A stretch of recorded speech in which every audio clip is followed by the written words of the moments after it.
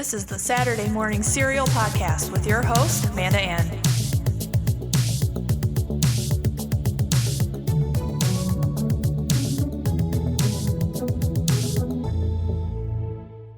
Hey, what's up, guys? Welcome to another episode of Saturday Morning Serial. I'm Amanda Ann, and today I am with my boyfriend, Mike, and we are going to give just a general spoiler-free review of Shang Chi and the 10 Rings, which we saw yesterday in theaters, and we personally think that this was a nice, new, fresh Marvel film. It was very refreshing because kung fu movies have kind of gone the way of the dodo, and they don't really make a lot of them anymore that are specifically catered towards Western audiences. You can really find more kung fu movies in, Eastern movie theaters in China and so forth, but there's really not many catered to America. And, Jackie Chan and Jet Li, they're all very old men now, and they don't make movies like they used to. And for this movie to come out and ride on the success of those movies, but also on top of the success of the Marvel Universe, was very refreshing. Yeah, I was pleasantly surprised how much I enjoyed this film. And I'm actually really excited for, the Eternals to come out, because you got, Angelina Jolie, and the whole film looks fresh and new. So going into this one, I was just kind of like, okay, it's another superhero inducted into the MCU, and it's probably just going to be a fighting type of film. But it's so much more than that. There was story with family, there was humor and action. It was a good ratio of, the good heartness of the film, if you want to call it that, and the action sequences. And we see a lot of creatures, and the characters are very lovable. I love, especially Awkwafina plays Katie. She was fantastic. And the star of the show, Shang Chi, was Simu Liu. Welcome to the MCU. We're excited to see more of him in the future, definitely. But I did not know he had that much potential to carry a film such as big as something in the MCU like this. Yeah, it's great because it's very much an unknown character. I've grown up watching Marvel cartoons and reading comics occasionally and going to the theme parks and just living my life as a Marvel fan. And I've never heard of this character at all, and I've never heard of this cast at all. And two come together very well to really make something new and unexpected. Yeah, this cast features an all-Asian cast, and it's just a really good film with diversity in it. And it's just something that we need more in the MCU, especially when it's just dominated by, Captain America, Iron Man. And so we saw it with Black Panther, and now we're seeing it with Shang-Chi. It's just great representation for that group. Yeah, it's very much, the character Shang-Chi was raised in China, and he moves to the United States to kind of get away from his past. And he befriends, Katie, played by Awkwafina. And they go back to, and she, of course, is Asian. And they go back to China in one scene, and Shang-Chi and these other characters start conversing in Mandarin or some other Chinese language.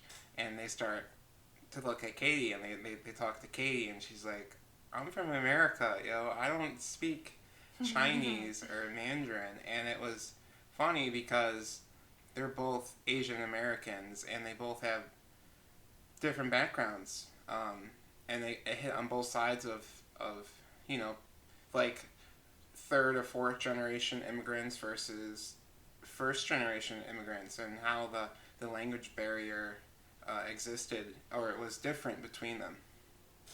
Yeah, I was waiting for her to start speaking Mandarin too, and the way she was just like, what? And then I was like, wait, she doesn't know the language.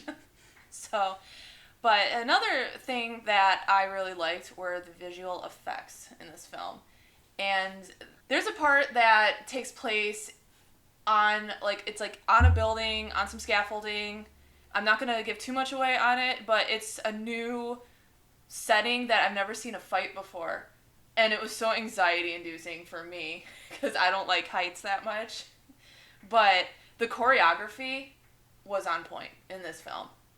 The fighting styles, the creatures, the usage of the like human characters with the creatures fighting with the it was just so good. Uh, Speaking on the choreography, I really enjoyed the different settings that they chose to place fights within this movie.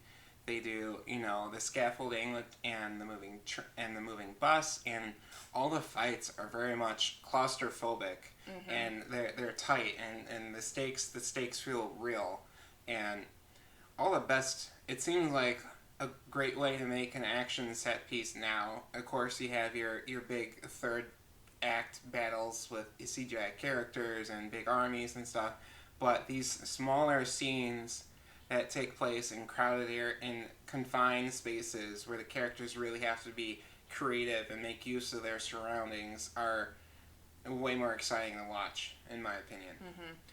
Yeah, I really enjoyed that bus scene. You see it in the trailer. He just, takes out these bad guys, and it's just, and it just takes place in that one spot. And you're like, how in the world is he going to get out of this? But they carry it out pretty well, I think. Growing up, my dad showed me this Steve McQueen movie called Bullet, and it's where Steve McQueen drives this green Mustang around the hills and alleys of San Francisco, and they basically took that concept, did it with a bus instead, and then put a well choreographed fight scene in the bus on top of it. It was great. I thought it was going to turn into that Speed movie we watched with Keanu Reeves and Sandra Bullock. Yeah, a very much '90s style friendship between Shang Chi and Katie, and it kind of like, will they or won't they, or have they ever have the lines are very blurred between their friendship and what could be their relationship.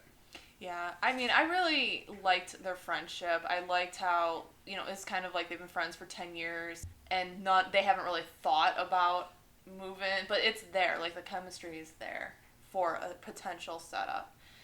And going back, I mentioned that this has a really good family dynamic, and once again, we're introduced to a very much like sibling, almost like rivalry, and then they finally come together and they work as a team. So Shang-Chi has a sister named Zhu Shangling, and she is a badass. She's probably, she's a really good female character in the MCU.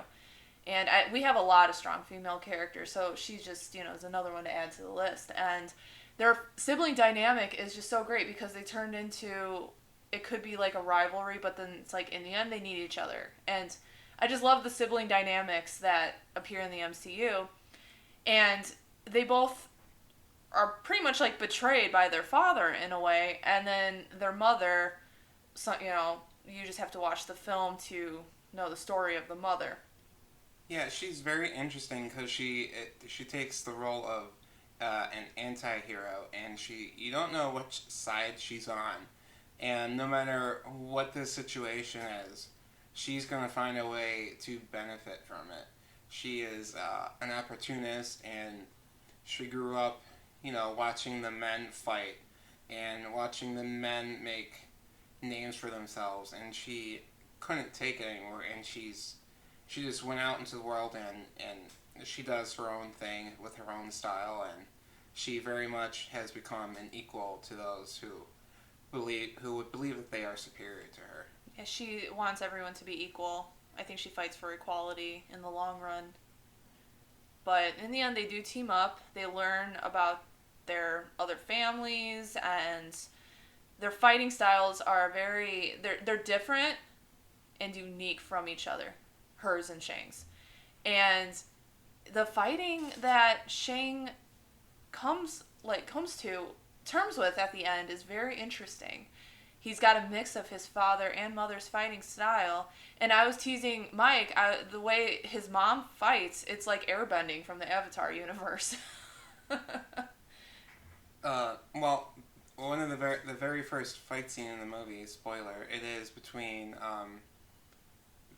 Shang Chi's father and mother, and it's the very first time they meet, and they do fight, but it does very much become a romantic dance of stares and glances and whole of like twisting and turning, dancing, and it's so exhilarating because she very much is fighting in like this crouching tiger, hidden dragon, wire work fighting style, and he's on the ground and he's fighting like a brawler, and he's using his elbows and his knees, and he's really fighting dirty, but she's just so graceful and so fluid, and Amanda said she fights like an airbender, but that's really just her using the wind and the air to attack. But if you want to be really technical, she's fighting like a waterbender because she's very much taking these attacks and she's redirecting the energy.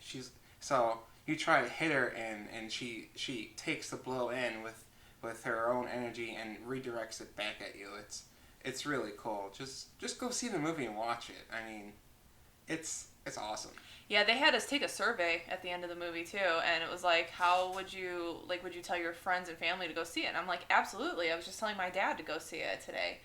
It was just so, and go see it in an IMAX. Go see it in the movie. Like, we saw it in IMAX, and oh my god, the sound quality. It's like I felt like I was in the movie. This podcast is not brought to you by IMAX, by the way. Yeah. We were just really impressed. Yeah, they ain't paying us, so take that as you will. But anyway, yeah, some strong points is definitely the cast of characters. They were so great, and the characters, very relatable. Shang Chi is very relatable. I was surprised that he's just an ordinary guy, just like all of us, just trying to make it in the world. And same with Awkwafina's character. They don't know, they have all this potential, but they don't know what to do with it. So I felt that was really great. I kind of connected with that. And then just, it started, and then like the conflict and the resolution, it all flowed very nicely in the end. And everything at the end tied back to the beginning of the film. But were there some, like, you thought, like, some moments that were kind of slow? Yeah, the film generally suffers from pacing issues, and it does kind of linger too long on comedic moments. And, sometimes you'll be watching a really great dramatic scene, and you'll be really invested in the story and what's happening, and you'll be really in the moment, and then they'll just interrupt with some like comedy, and I can see why they do that, but then again, you really want your dramatic moments to hit, and if the audience is going to expect comedy every time that there's drama, the drama is not going to land. The film really does kind of slow down near the end of the second act before it hits its big third act, but it's just a minor complaint. I mean, every scene in this movie is generally really enjoyable. I don't even think I blinked the whole movie. I was just so like drawn into it. Yeah, like I said, but once you see that opening fight scene, the movie just grabs you, and it doesn't let go, and you're there, you're invested, and you're in this. Speaking of IMAX, by the way, I do believe that the film was shot for IMAX. So whether they upscaled it or whatever they did, it does look great on IMAX, and it does take up the whole screen. And the way that the action is shot, it's kind of shot like Mad Max Fury Road, where all of the action takes place in the center of the screen. But the camera does move along and flow really well with the action. So the characters and the fights are always at the center of the screen, so you really don't have to turn your head a lot. Oh, I didn't even realize that. Yeah. So, in film you have the rule of thirds. So if you have two characters talking to each other, one would be on the right side, and the other would be on the left side, and no matter what happens, no matter where you cut to, the characters always maintain that space. And what happens a lot in action movies is that the character will jump around from the different sides of the frame to kind of like follow the action.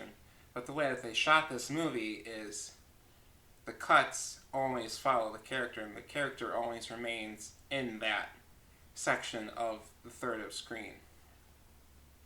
So even if they do cut away to a bigger or wider shot, you can always follow the action because you know where the characters are.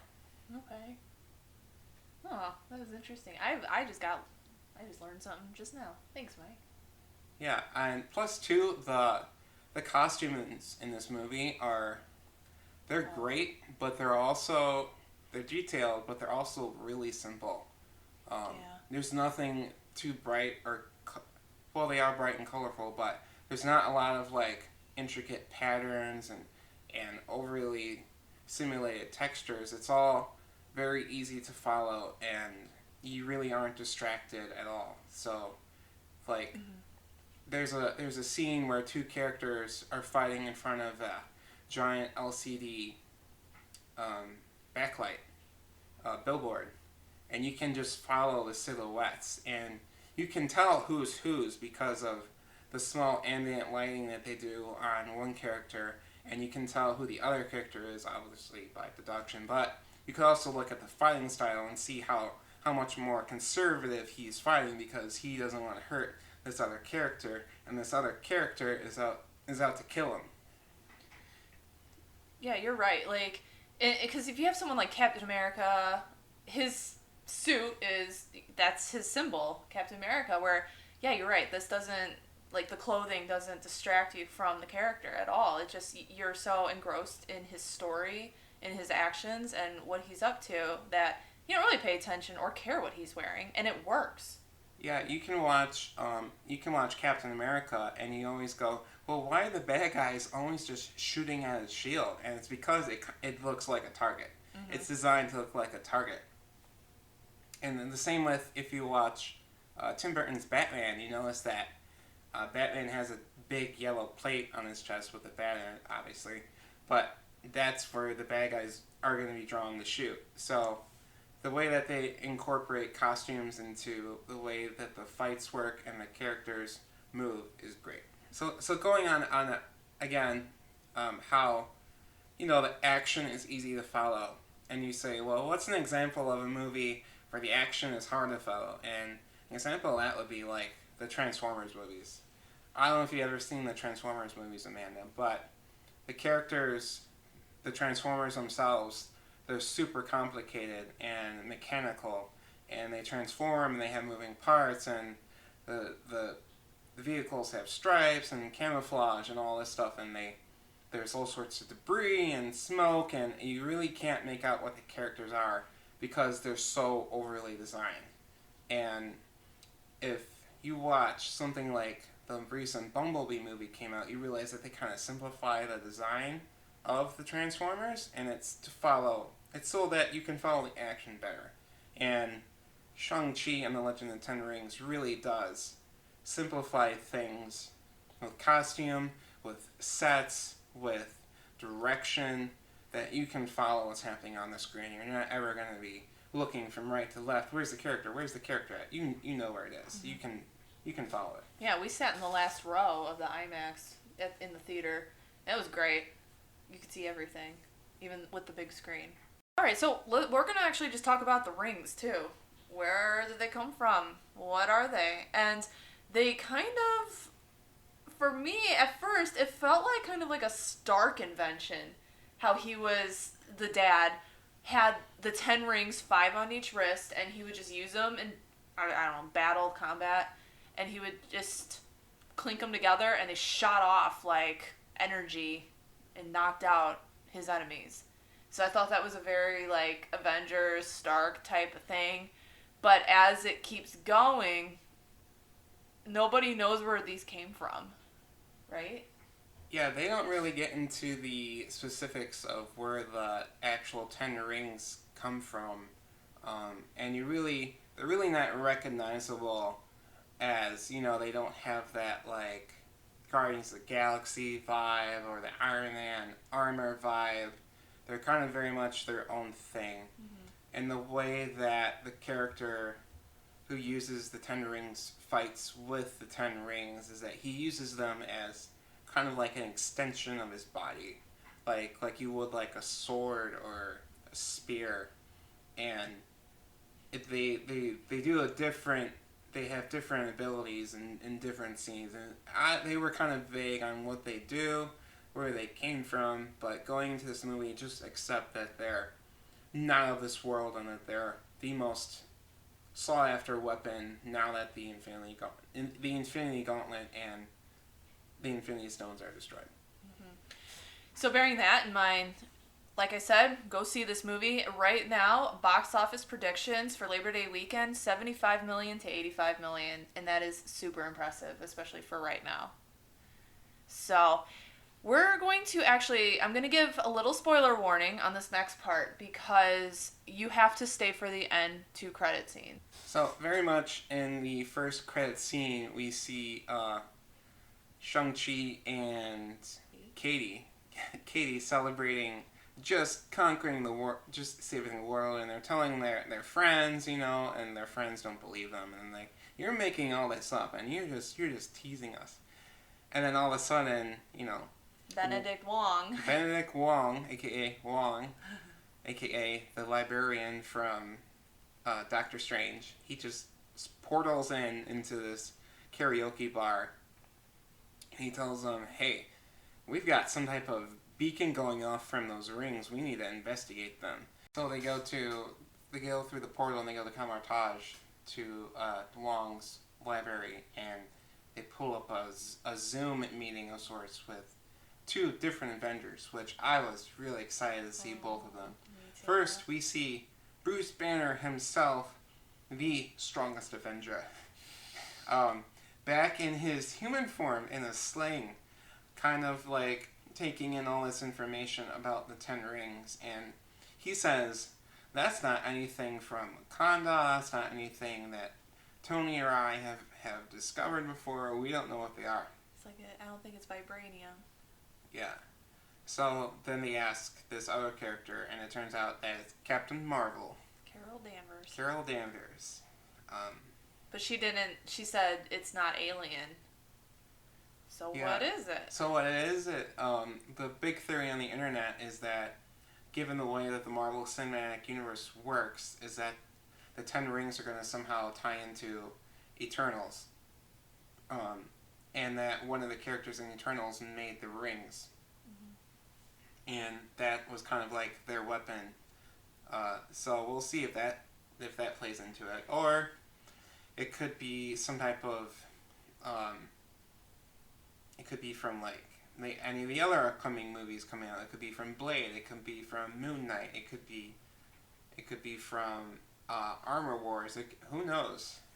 Anything is possible. I love how Wong or was it Bruce? It was Bruce that basically told the 2, Katie and Shang, welcome to the MCU. Welcome to the Avengers. You're part of the team type of thing. So that was cool. Definitely excited to see them in the future. And then we have a second end credit scene, which kind of solidifies the future of these characters and the return. And it's the sister. She took over the family business, per se, of her dad, and made it into the same thing, only with men and women fighting. And then it says, Shang-Chi will return. It says the 10 rings will return. So, Who knows if we'll get a Shang-Chi 2, we could see him pop up in another movie, or we could see just the 10 Rings organization show up again. And my guess is that somehow Shang-Chi's sister will team up with Sharon Carter, and they'll form some type of super evil organization. Some type of evil conglomerate company. Ooh, yeah, I forgot about Sharon. And, of course, we can't forget about Julia Louis-Dreyfus. She's still out there recruiting people. Oh, yeah. So who knows if she's in this as well. So it could just be a whole batch of evil female villains. She's just out there gathering people up, like at the end of Black Widow. But yeah, it was very exciting. Like I said, make sure you stay through all the credit scenes. That's it from us this week. Say no more. Go see Shang-Chi. Let me know how you like it. I highly recommend it. Next week will be about the Candyman, we're getting into spooky season, and that's my kind of season, Halloween. So, all the horror movies coming out, I'm really excited. So, stay tuned for that, and I will talk to you guys next time.